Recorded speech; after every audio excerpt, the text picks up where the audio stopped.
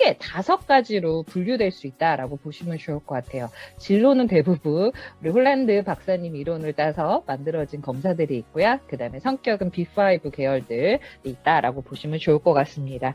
올해 핫 이슈다라고 보시는 분야가 바로 고교 학점제다라고 보시면 좋을 것 같고요. 저희가 진로와 성격을 먼저 말씀드리는 것들은 기반이 되기 때문에 그런 걸 토대로 올해는 고교 학점제와 관련돼서 조금 더 많을 예정이에요. 근데 이 분야가 또 만만치 않은 부분이거든요. 그래서 여러분들 좀 잘 준비해 주셨으면 좋겠고요. 근데 흔히들 대한민국에서 진로 그러면 어느 대학에 어느 과를 가느냐에 초점이 너무 많이 맞춰져 있는 것 같습니다. 그런데 한자를 보면 네, 나아갈 길의 길로잖아요. 우린 매 순간 우리 샤르트르가 말한 것처럼 끊임없이 선택을 해야 되잖아요. 어떤 선택을 하느냐에 따라서 네, 삶들이 굉장히 달라지는데 그런 친구가 얘기한 것처럼 주체적으로 결정하기보다는 부모님이라든지 주변의 기대 이런 것을 맞춰서 네, 살아가는 경우들이 참 많은 것 같습니다. 그래서 우리가 학생에서 보다 인생을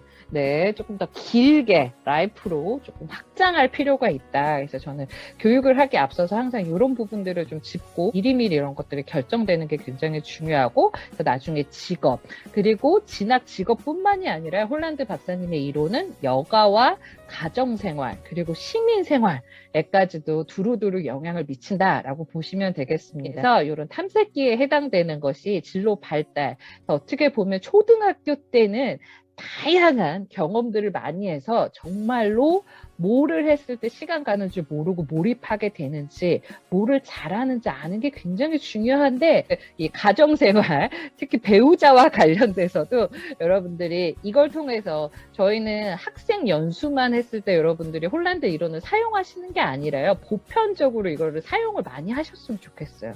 그래야지 전문화 될 수 있잖아요. 그렇죠?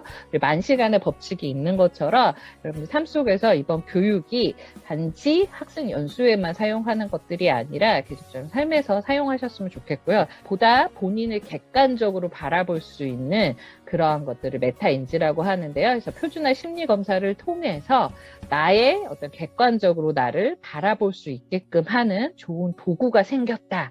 그런데 우리 친구들이 게임할 때 아이템을 얻기 위해서 굉장히 열심히 하잖아요. 근데 막상 아이템을 얻게 됐을 때 그걸 활용하지 않으면 어떻게 돼요?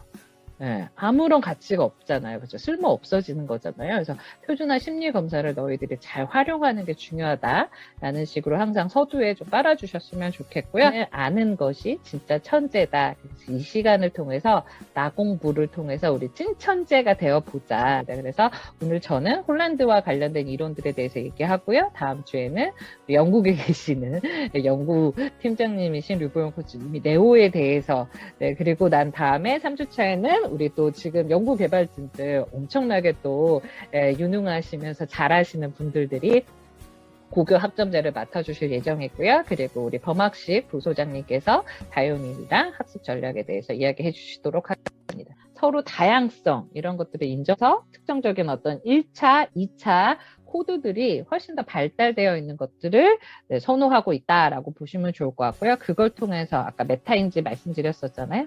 정체성, 내가 누구인지에 대해서 명확하게 아는 것하고도 연결되어 있습니다. 그래서 이 4가지 단어도 꼭 기억해 주셨으면 좋겠습니다. 일관도에 대해서 아이 유형들은 사물하고 자료를 굉장히 중요시 여기고요. I하고 A 근처에 있는데 녹여놔서 하실 수 있다라고 보시면 좋을 것 같습니다. 네, 그래서 우리 E형에 대해서 이야기를 조금 했고요. 그 다음에 이번에는 우리 E형의 반대인 탐구형에 대해서 하도록 하겠습니다.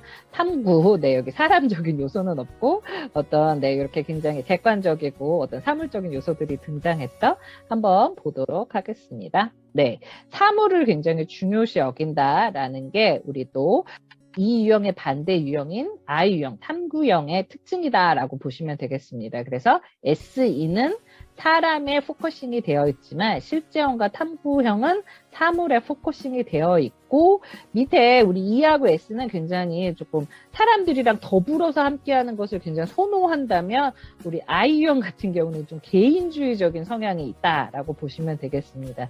논리적인 부분들이 있고요. 지능이 뛰어나다라고 보시면 되겠습니다. 학습 능력이 좋고 집중력이 있다라고 보시면 되겠습니다. 그래서 I형이 높은 친구들은 대부분 반에서 A형들이 바로 관습형이다라고 보시면 좋을 것 같고요. 조직을 굉장히 선호하고 있습니다. 네, 유형에 대한 설명. 홀란드 이론을 왜 이렇게 여러분들에게 소개하려고 하는지에 대한 why, 그리고 홀란드 박사님의 기본 전제되는 거, 중요한 예를 들어서 일치도, 일관도, 뭐 변별도라든지 정체성에 대한 이야기들, 각각의 6가지 육합형들이 어떤 것들이 키워드인지를 보여드렸습니다. 요것을 난이도 1에 자꾸 몰두하지 말고 강점을 더 발휘할 수 있도록 하는 게 굉장히 되겠습니다. 그래서 보다 정확하게 객관적으로 할 수 있는 검사라는 무기를 여러분들이 가지고 계시다라고 보시면 좋을 것 같고요. 그런 의미에서 기준과 편차가 굉장히 중요하다라고 보시면 되겠어요. 그래서 심리학적으로 평균 50으로 해서 표준 편차 10으로 한 T점수 체계들이 이제 결과표가 나오면 보실 수 있습니다. 그래서 표준화 검사는 기준과 편차가 잘 제공되고 있고 이런 것들을 유용하게 설파하는 데 있어서는 해석 연수가 갖는 비중이 굉장히 크기 때문에 무엇이 더 좋고 나쁨을 체크하기 위한 검사가 아니다. 평가 검사가 아니다. 너무 오래 생각하기보다는 직관적으로 하는 게 훨씬 더 좋을 수 있다.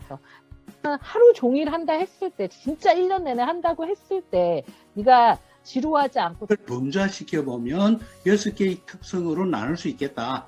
그 직업의 6개 모델과 사람의 성격적 6개 모델을 매칭시키려는 과정이 이제 합리적으로 이제 결정하는 그 과정이 어떤 진로 결정 이론이라고 볼 수 있다면 이 강의를 듣게 돼서 너무 감사한 거예요. 저는 학교의 아이들에게 사실 저는 이제 청소년들을 많이 만날 기회들이 몇 년 한다면 우리가 이런 진로를 결정한다는 것은 먼저 직업을 결정하고 그걸 하기 위해서는 직업에 대한 탐색도 이루어져야 되고 그 직업 탐색을 결과로 자기의 어떤 성격과 잘 매칭되는 그런 측면에서 또 매칭을 시키려면 자기 자신에 대한 이해가